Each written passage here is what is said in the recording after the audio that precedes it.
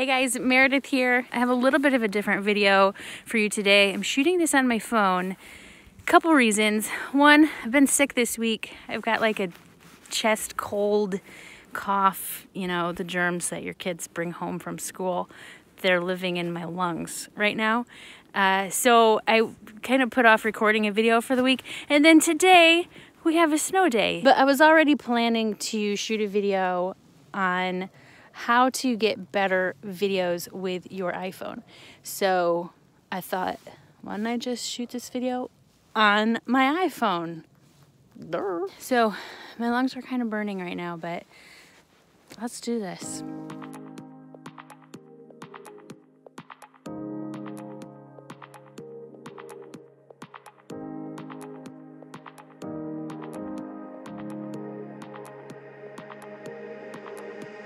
Last week on my YouTube channel, I published a video basically talking about when I use my iPhone for videos, when I use my GoPro for videos, and when I use my DSLR camera. And you know, I don't really mess with my iPhone video settings that much really. There are a couple tricks. I quickly showed you them in the last video, but I wanted to do a separate video kind of talking about some of the tricks, some of the settings that you can change on your iPhone to get better video. And did you guys know that there's actual apps that you can download where you basically have manual control over your iPhone video camera? Yeah, so that's kind of cool. I'm probably not going to dive into that today because I really haven't played with them that much. So we're just going to talk about the actual video camera app that's on your phone and the settings that are on your phone. So you don't have to have any extra fancy equipment or fancy apps or whatever. I just want to like make sure that you're using the ideal settings and know how to use the video camera on your iPhone. So I have an iPhone 10. That's the one with the X in it. That's a Roman numeral 10. I've had it for a couple months. I love it. It's great. Most iPhones that have been released in the last like 2 years have really great cameras. They keep improving both the photo mode and also the video mode. So it doesn't really matter what iPhone you're using. But I am going to be talking about iPhones. I said this last week, if you don't have an iPhone, then you're on your own, because I don't know how any of the other phones and operating systems work. So I'm kind of an Apple girl. Okay, I had to switch hands because my other hand was frozen. Now we're gonna get into some of the actual settings for the camera and the general settings, but first I wanna show you some more of those little tricks that I went over last week. You can adjust your exposure on the iPhone.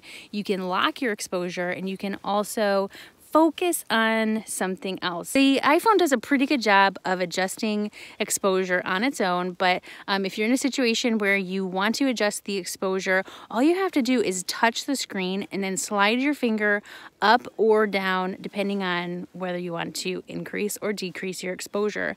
And then if you press and just hold that square in a certain spot, what's going to happen is it's going to actually lock the exposure.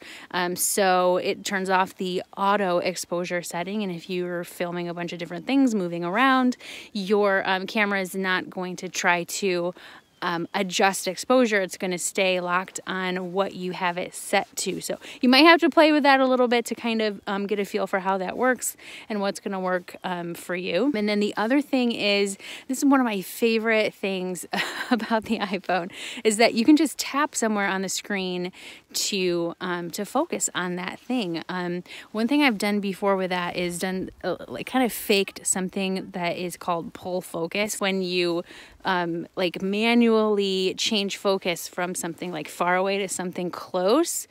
It's something you have to kind of do manually, and it's kind of tricky to do, but on the iPhone you can kind of fake it by tapping on the screen where you want it to focus. And because you don't hear like the lens moving or anything. If I do it on my DSLR camera, you can hear the lens refocusing. On the iPhone, you can't hear it. You just kind of like get that cool effect. If you go to the general, settings on your phone and go all the way down to the camera settings, that's where you can change, or at least take a look at some of the settings for the video function of the camera app. So at the very top, you can take a look at preserve settings. What this does is you can set it so that every time you like open and close your camera app, you can decide whether it's going to kind of reset to like the default photo mode, or if it's going to just stay on the last mode that you were using. I really like this. I don't know, I didn't know this option existed, honestly, but sometimes I will be trying to get video footage. I'll be using my phone, and then I'll set my phone down, or I will lock it, put it in my pocket or whatever, and then I get it back out. I want to shoot some more footage, and it's back into photo mode. Well, you can actually set it so that it just opens back up to the mode that you were using last, which I think is pretty convenient. You can also set it so that it's going to use the last like filter and light settings. So if you're using portrait mode or something, it's going to stay with those settings. And then there's another one for live photos, but we're talking about video. And then you have a grid option. I'm using that right now. You can't tell because it doesn't show up on the actual video, but it shows up on your screen. What this does is it gives you your thirds grid so that you can, you know, if you wanted to line your shot up so you were using the rule of thirds, it lets you kind of cheat that way. But it also helps you to keep your horizons straight or straight vertical lines. And then down under record video, you're probably going to want to take a look at that because this is going to be your resolution and your frame rate. I'm shooting in 30 frames per second now, 1080 resolution. That's usually what I shoot in on my DSLR and on my GoPro, but you can bump it up to 60 frames per second if you want to do slow motion, and you could bump it up to 4K if you wanted to shoot 4K. I never shoot 4K because my computer just really, it lags when I try to edit it, so why bother, right? But one reason why you might want to shoot in 4K, even if you don't need 4K, you know, footage for your end result video, is that you could stabilize things. So, I mean, if you have your phone in your hand, you're shooting, it might be kind of shaky.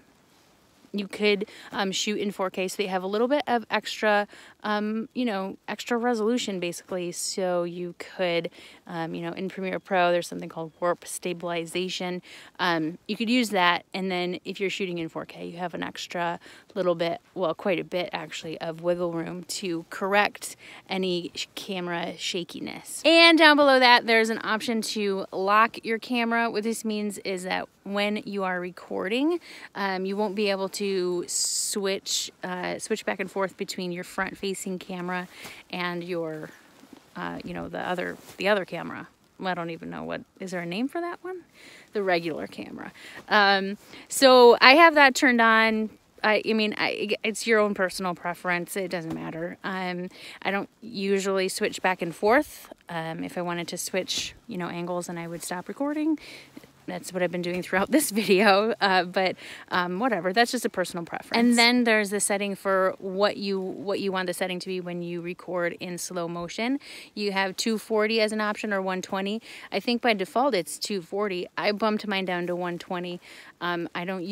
I don't think I've ever used the slow motion function, but I think 120 is plenty enough for me. Now down here under formats, you have two options, high efficiency or most compatible. Now a couple weeks ago, I did a video for users of the GoPro Hero 6 because in some video settings, the Hero 6 actually records in a completely different format than we're used to. It's a new format. It's the HEVC H.265 format. So the high efficiency format versus the most compatible here on the iPhone, kind of the same concept with the higher resolutions, higher frame rates.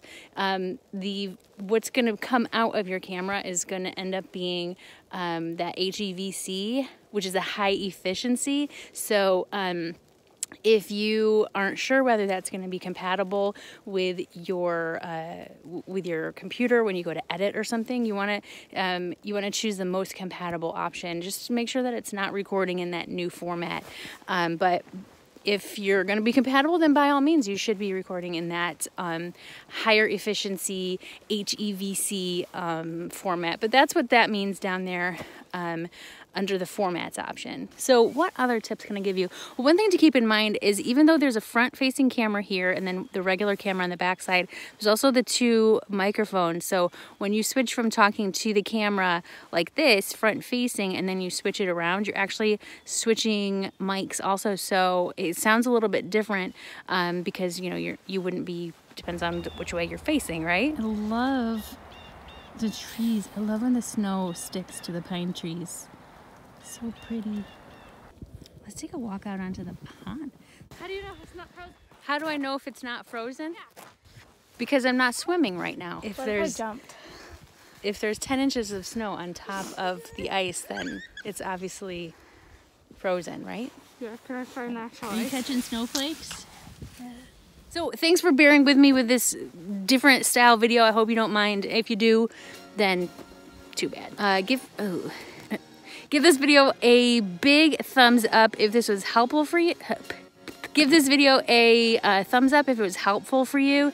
If you don't have an iPhone, let me know in the comments what you do use.